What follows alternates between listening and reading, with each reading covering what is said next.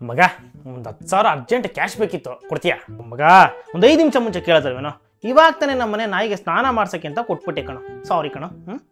ಸರಿ ಕ್ಯಾಶ್ ಬೇಡ, UPI ಆದ್ರೂ ಮಾಡ ಮಗ. ಮಗ ಅದು ನಮ್ಮ ಬೆಕ್ಕಿಗೆ ಕಟಿಂಗ್ ಮಾಡ್ಸಕ್ಕೆ ಅಂತ ಕರ್ಕೊಂಡು ಹೋಗಿದೆ, ಸೊ ಅಲ್ಲಿ ಪೇ ಮಾಡ್ಬಿಟ್ಟೆ. ಸಾರಿ ಕಣ, ಬೇಜಾರು ಮಾಡ್ಕೊಬೇಡ. ಲೇ ಯಾವ್ದೋ ನಿಂದು ಬಾಧೆ, ಸರಿ PF ಇಂದ ಆದ್ರೂ ತೆಕ್ಕೊಡೋ. ಲೇ ಅದರಿಂದ ತೆಗಿಬೇಕು ಅಂದ್ರೆ 1 ತಿಂಗಳಾಗುತ್ತೆ ಕಣೋ ಮಾರಾಯ. ಇಲ್ವೋ ಮಗ, ನೀನ್ ATM ಇಂದ ಬೇಕಾದ್ರೂ ನೀನ್ PF ನ ವಿಡ್ರಾ ಮಾಡ್ಬೋದು. ಇಲ್ಲಿ ನೋಡು ಮಗ, ಇವಾಗಿರೋ ಪ್ರೊಸೆಸ್ ನ ಪ್ರಕಾರ PF ಅಕೌಂಟ್ ಇಂದ ಅಮೌಂಟ್ ನ ವಿಡ್ರಾ ಮಾಡಬೇಕು ಅಂದ್ರೆ ನೀನು ಫಾರ್ಮ್ ನ ಫಿಲ್ ಅಪ್ ಮಾಡಬೇಕು. ಅಂಡ್ EPF ನ ಪ್ರಕಾರ ಕ್ಲೇಮ್ 20 ಡೇಸ್ ಒಳಗಡೆ ಸೆಟಲ್ ಮಾಡಬೇಕು. ಬಟ್ ಇನ್ ರಿಯಾಲಿಟಿ ಇವೆಲ್ಲ ಜಾಸ್ತಿ ಟೈಮ್ ತಗೊಳುತ್ತೆ. ಬಟ್ ರಿಪೋರ್ಟ್ಸ್ ಪ್ರಕಾರ ಇನ್ಮೇಲೆ ನೀನು PF ಅಮೌಂಟ್ ನ ವಿಡ್ರಾ ಮಾಡಬೇಕು ಅಂದ್ರೆ ATM ಅಥವಾ UPI ಇಂದ ವಿಡ್ರಾ ಮಾಡ್ಕೋಬಹುದು. ಆದ್ರೆ ನಿನ್ನ PF ಅಮೌಂಟ್ ನ ATM ಇಂದ ವಿಡ್ರಾ ಮಾಡಬೇಕು ಅಂದ್ರೆ ನಿನ್ನ UAN ಆಕ್ಟಿವೇಟ್ ಆಗಿರಬೇಕು. ಅಂಡ್ ನಿನ್ನ ಆಧಾರ್ ಕಾರ್ಡ್ ನಿನ್ನ ಬ್ಯಾಂಕ್ ಅಕೌಂಟ್ ಗೆ ಲಿಂಕ್ ಆಗಿರಬೇಕು.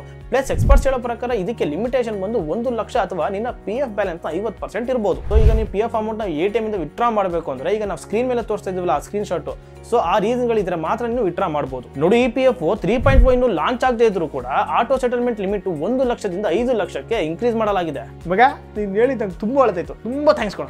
ನಮ್ಮ ಅಣ್ಣನ ಮನೆ ನಾಯಿಗೂ ಸ್ನಾನ ಮಾಡ್ಸಕ್ಕೆ ಇದರಿಂದನೇ ದುಡ್ಡು ತೆಗಿತೀನಿ, ಹೆಂಗೆ ಐಡಿಯಾ?